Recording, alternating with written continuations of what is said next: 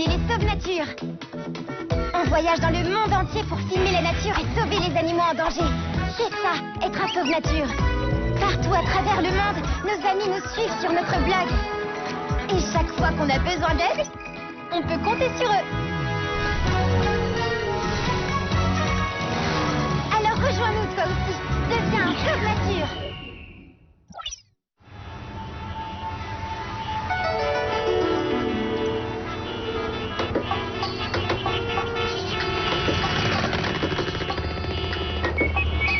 Quelle pollution! Cette fumée est tellement épaisse qu'on dirait du brouillard.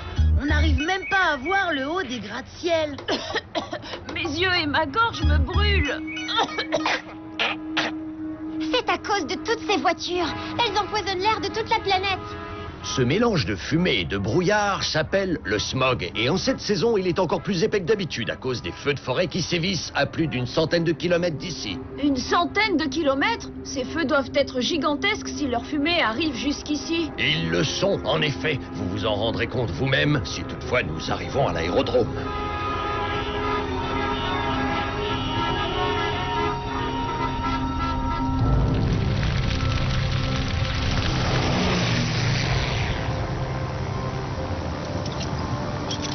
C'est un véritable désastre. Mais à quoi sont dus ces feux, oncle Marc? Aux hommes, ces incendies ne sont pas accidentels. Il faut être fou pour faire ça. Ces forêts abritent énormément d'espèces protégées. Des rhinocéros, des tapirs, des orang-outans. Sans parler des milliers d'insectes et de plantes. Regardez-moi ça, quelle tristesse! Vous savez, cette déforestation profite à énormément de gens. Vous comprendrez mieux ce que je veux dire après notre petite balade. Mais sachez qu'à cause des hommes dans la forêt vierge, chaque seconde, l'équivalent d'un terrain de football s'envole en fumée.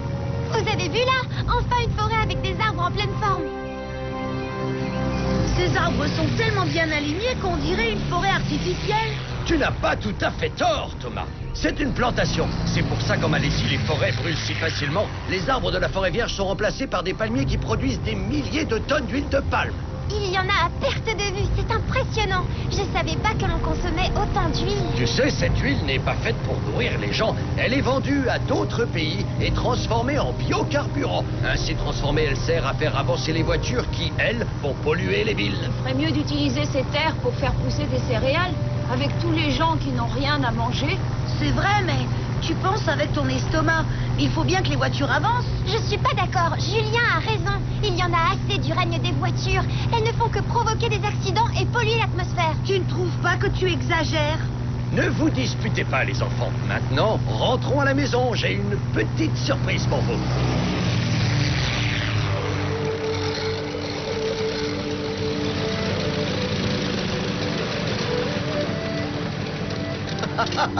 Atterrissage parfait. Tu es un super copilote, Wiki. Tu as peur des voleurs, oncle Marc? Pas des voleurs, non. Mais derrière ce rideau de fer se trouve une invention que les producteurs d'huile de palme et de pétrole n'apprécieraient pas trop. Alors je préfère prendre mes précautions. Je vous présente mon aéolette. Elle a toutes les chances d'être la voiture du futur. Tiens, tu nous emmènes faire un petit tour, Julien? Moi? Mais je ne sais pas conduire. Oh, tu verras, c'est très facile. Et tu n'as pas besoin de permis. L'aérodrome m'appartient. Oh. C'est génial! Même Wi-Fi peut la conduire. Elle ne roule pas très vite, mais elle n'émet aucune pollution. Devinez à quelle énergie elle fonctionne? En tout cas, elle ne fait aucun bruit. À l'électricité, peut-être? Les voitures électriques, c'est pas mal, mais il faut des batteries.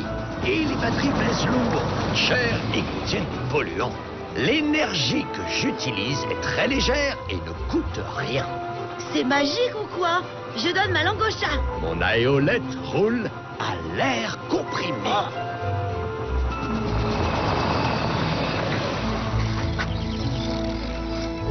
Ce moteur est carrément bizarre. Je vais vous expliquer. Le moteur est approvisionné par deux grands réservoirs placés sous la voiture. Même rempli, il ne pèse pas grand-chose. La carrosserie est en aluminium. Elle est donc aussi très légère et inoxydable. Tu es un vrai génie, oncle Marc. Waouh. Mais comment tu fais pour mettre l'air dans les réservoirs? Laisse-moi deviner. Éole était le dieu du vent dans l'Antiquité grecque. Alors pour recharger ton aéolette, j'imagine que tu te sers d'une éolienne. Bravo! Dans 2 jours, je présenterai mon invention à l'exposition automobile internationale de Kuala Lumpur.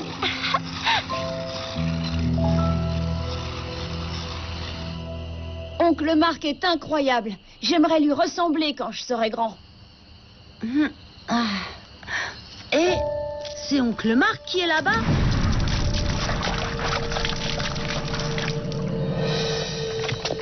C'est bizarre. Je croyais qu'il était en train de préparer ses dossiers pour l'exposition. Oh! Le hangar est en train de brûler!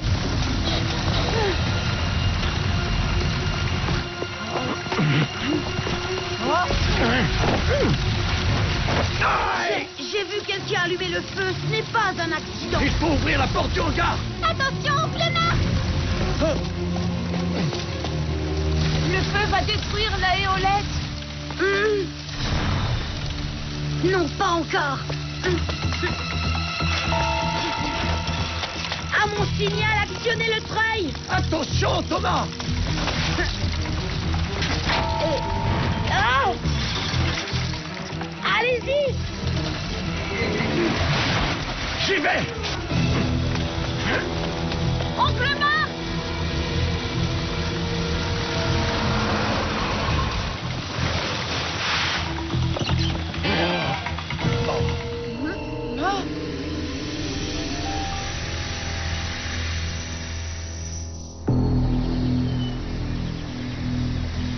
Je suis furieux. Vous auriez pu être sérieusement blessé. Mais heureusement, il n'y a pas eu trop de dégâts. Et nous avons réussi à sauver l'aéolette. Elle aurait besoin d'un bon coup de peinture. Ça, je m'en occupe. Vous en avez déjà beaucoup fait.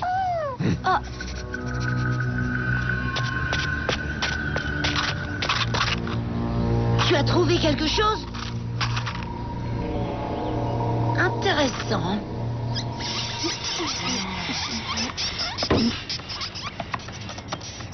Je crois que quelqu'un a voulu t'empêcher de présenter ta voiture à l'expo. Je le crois aussi, mais je ne vois pas qui. Peut-être les constructeurs automobiles ou les planteurs d'huile de palme. La boîte d'allumettes que Wi-Fi a trouvée pourrait nous aider à découvrir le coupable. Je vais en envoyer une photo sur notre blog. On ne sait jamais, les amis des Sauves Nature ont des ressources insoupçonnées.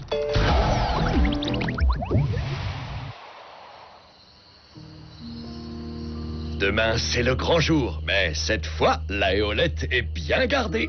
Bonne nuit, les enfants. Bonne nuit, oncle Marc.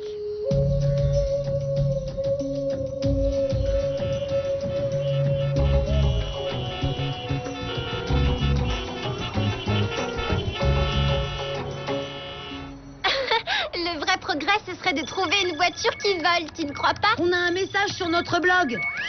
Bonjour les sauves-nature. Savez-vous ce qu'est un philuméniste? C'est un collectionneur de boîtes d'allumettes. Eh bien, figurez-vous que moi, je possède des centaines de boîtes qui viennent du monde entier.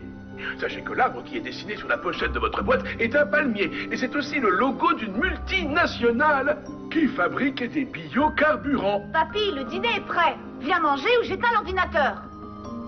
J'arrive, c'est bon. Oh, y a pas de feu. Oh. On sait qui a fait le coup. Enfin, pas vraiment. Ces multinationales ont des centaines d'employés. Oublions tout ça, les enfants. Concentrons-nous sur cette journée qui va changer le monde. Nous sommes arrivés. Mon cœur n'a jamais battu aussi vite. Ne t'en fais pas, oncle Marc. Avec l'aéolette, ça va aller comme sur des roulettes. Bien trouvé, Julien. Ça fera un excellent slogan. Bonjour, monsieur. Votre projet semble très intéressant. Pourriez-vous m'en dire un peu plus? Cette aéolette est juste un prototype, mais si vous le voulez, nous pourrons prendre rendez-vous et je vous ferai une petite démonstration. Avec plaisir. Il me tarde de voir cet engin rouler. Je suis prêt à investir beaucoup d'argent dans le domaine des technologies innovantes. Thomas, regarde l'homme qui parle avec oncle Marc. Il a le même bandage à la main que le tien. J'aimerais acheter votre voiture. Tenez, voici ma carte.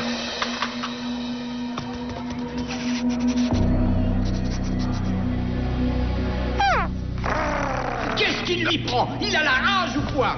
Non, il est adorable. C'est le furet de mes neveux. Wifi, non! Regarde un peu ça. C'était dans la poche de cet individu. Dites à ce monstre de me laisser! Cet homme t'a menti, oncle Marc. C'est vous qui avez brûlé mon hangar? Oui, c'est moi, j'avoue, c'est moi. S'il vous plaît, dites à cette bête de me lâcher, je dirai tout à la police. Mais dites-lui de partir, s'il vous plaît. Quelle horreur, c'est une infection. Bravo, Wifi, bien joué.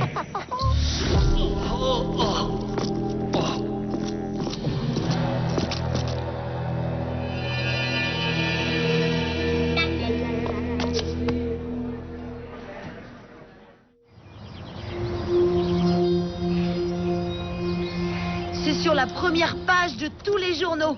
Écoutez ça. Scandale à l'exposition automobile. Un inventeur se fait agresser par une multinationale. Tel est prix qu'il croyait prendre. Pauvre oncle Marc, j'espère qu'il va se remettre de cette mésaventure. Devinez quoi? Un constructeur automobile vient de m'appeler. Et cette fois, c'est du sérieux. Pour la éolette, hip hip hip, hurrah!